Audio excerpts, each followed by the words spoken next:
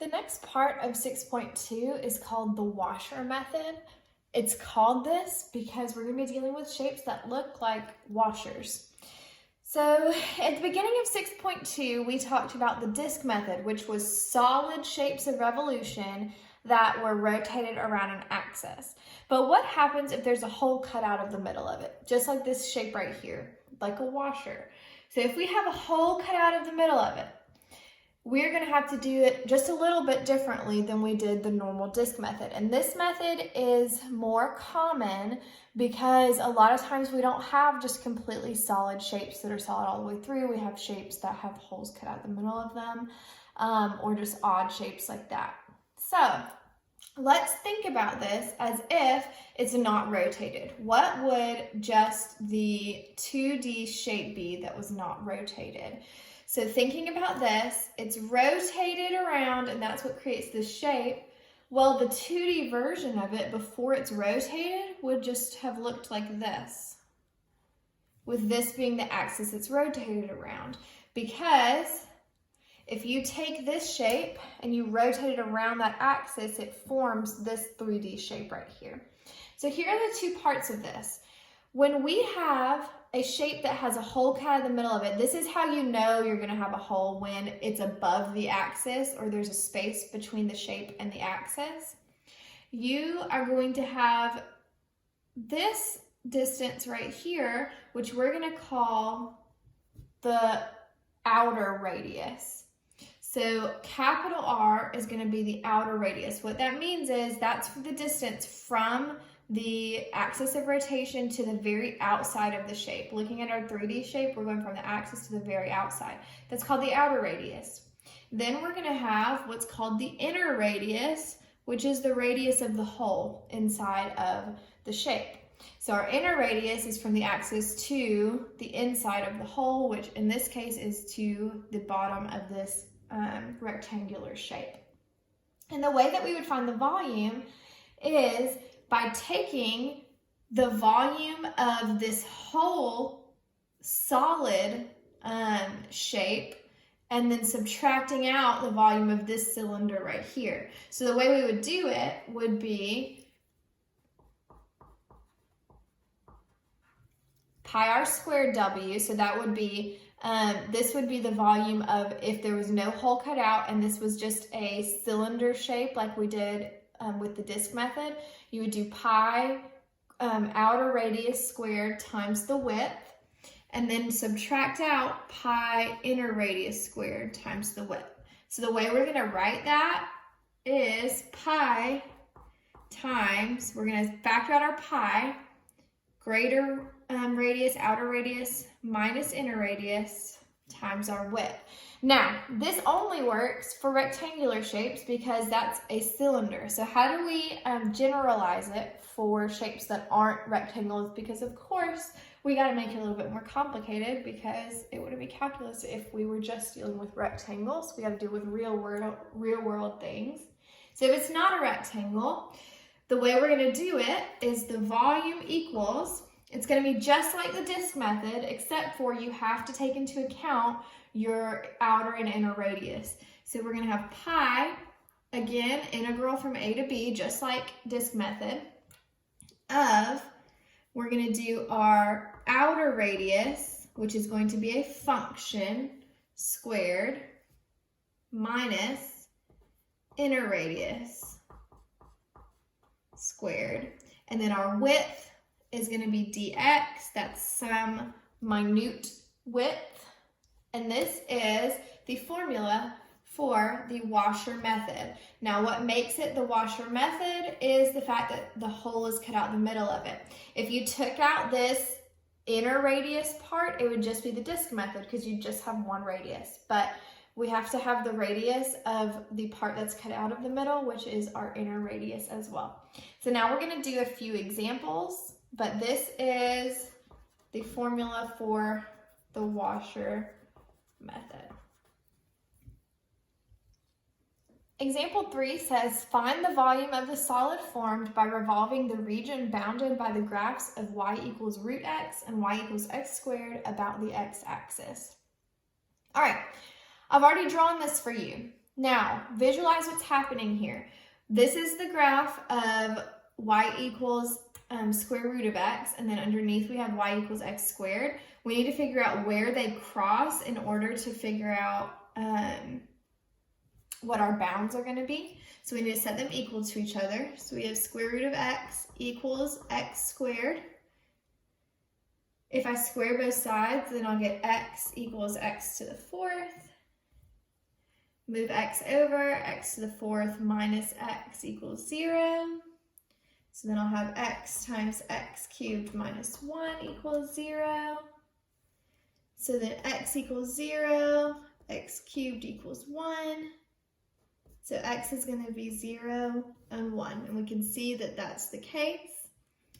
And then we know that at x equals 1, both graphs are also at y equals 1. So that's how I know 1, 1. So that's how I drew the graphs. Now, we want to revolve this shape around the x-axis. So visualize what's happening here. We're going to take this shape and we're going to revolve it this way around the x-axis. This is going to make kind of like a flower shape when it is rotated, because you'll have this inner part and there's going to be this hole cut out the middle of it. So the key for using the washer method, the reason we know washer method is because there's going to be this empty space right here when it's rotated. The key to it is figuring out which is your outer and which is your inner radius. So thinking about the shape, if this is my axis, my outer radius is going to have to be my higher function, so the function that's at the top. So my outer radius, capital R of x, is going to have to be my square root of x. So outer is going to be R of x, capital R of x equals square root of x. Then my inner function is going to be the lower one. So lowercase r of x is going to have to be x squared. And that you only find that by visualizing it and seeing which one is above the other in relation to the axis. So which one's farther away from the axis, which one's closer to the axis. And then we're going to use our formula. So volume equals pi integral your x coordinates from 0 to 1 is what we're dealing with, of outer radius squared minus inner radius squared. And then we just solve. So we'll have pi integral from 0 to 1 of x minus x to the fourth. And then we're going to use our power rule. So once I take the integral, I'll have x squared over 2 minus x to the fifth over 5. And that's from 0 to 1. If I plug in 0, they're just both going to go away. So all I have to do is plug in 1. So it'll be pi times 1 over 2 minus 1 over 5, which that will be pi times 5 over 10 minus 2 over 10. So this should be 3 pi over 10 is your answer. So again, recap. First step, figure out which is your, well, first figure out where they intersect so you know what we're dealing with. Then find your outer and inner radius and then plug it in, and it's easy from there. Example 4 says, find the volume of the solid formed by revolving the region bounded by the graphs of y equals x squared plus 1, y equals 0, x equals 0, and x equals 1 about the y-axis. So this time we're going to be dealing with a vertical axis of rotation. All right, so let's look at this. I went ahead and graphed it for you. Y equals x squared plus 1 is this parabola right here. Y equals 0 is the x-axis. X equals 0 is this vertical line, and x equals 1 is right here. And so then to find this point, I just did wherever x equals 1, I figured out where y is going to be on our parabola. So I know 1 squared plus 1 is 2. So that's how I got this y value right here is going to be at 2. So 1, 2. So this shape right here the region bounded by it, we are going to be rotating on a vertical axis of rotation, so from left and right. So you can see, if you're visualizing it, that this part down here is going to, from y equals 1 down, is going to be solid. There's not a hole in that. But then this part up here, from 1 to 2, is going to have a hole cut out of the middle of it. So here's what that means. We're going from the axis to the outside. Well, where is the outside? So from this axis, always start on the axis and go, what's the furthest function? Our furthest function has to be 1. This x equals 1 is our outer function. So r of x equals 1, capital R of x, is our outer function because it's the furthest point on the whole shape from the y-axis to the outside of my function. Now, inner radius is a little bit interesting because look right here. Down here in this section, I don't have an inner radius. It's solid. But up here, my inner radius would be this parabola shape. That's the inner part of my function. So my inner radius only exists from, and my bounds are going to be in terms of y because we're dealing with vertical axis of rotation. So my inner radius only exists from 1 to 2. What that means is, and my inner radius r of, this should be r of y, not r of x. Whenever you're dealing with vertical axis of rotation, you always have y as your variable. My mistake. So our inner radius, r of y, is going to have to be this function right here. Well, let's solve for that. If y equals x squared plus 1, in terms of y, what would that be? We'll subtract 1 over. So x is going to equal square root of y minus 1. So that's going to have to be our r of y. But like I said, it's only from 1 to 2. So our outer function is always that. Inner function is only from 1 to 2, and it's lowercase r y equals square root of y minus 1. Here's what we do when we only have disk method on part of it. What we have to do is we have to do 2 separate integrals. What we'll do is we'll find the volume of this bottom part with disk method because it's easy. There's not a hole in it.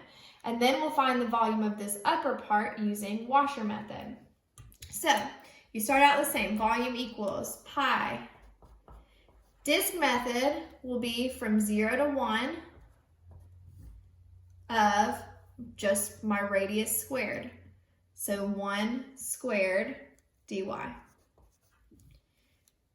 Plus, now I do washer method. Pi integral from 1 to 2 of, and then I have to do my outer radius minus my inner radius. So 1 squared minus square root of y minus 1 squared dy. So I do my outer minus my inner. And then I can just solve and simplify.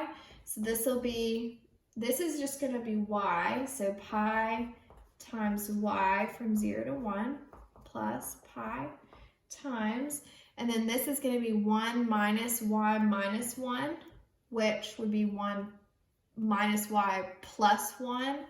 So this is going to be the same thing. Let me just write it right here. From 1 to 2 of 2 minus y dy. So if I simplify that down here, that's going to be pi times 2y minus y squared over 2 from 1 to 2. And then we just plug in. So we'll have pi times, plug in 1, plug in 0, 1 minus 0, plus pi times 2 times 2 is 4, minus 4 squared over 2 will be 2. Then we're going to subtract 2 times 1 is 2, minus 1/2. Okay, So then we'll have pi for this first part. This will be 4 minus 2 is 2, minus 2 is 0. So, and then we have minus negative 1/2. So we'll have plus pi times 1/2.